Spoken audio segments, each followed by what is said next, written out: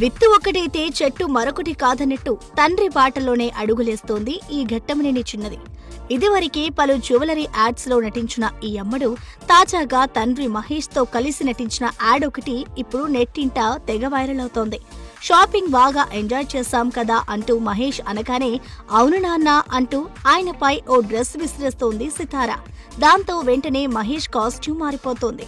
అలా మహేష్ కూడా సితారాపై బట్టలు విసురుతారు. అలా ఒకరిపై ఒకరు బట్టలు విసురుకుంటూ తండ్రి కూతురు కొత్త కాస్ట్యూమ్స్ లో కనిపిస్తూ సందడి చేస్తుంటారు. వాస్తవానికి గుంటూరు కారం తర్వాత మరో సినిమాలో కనిపించలేదు మన మహేష్.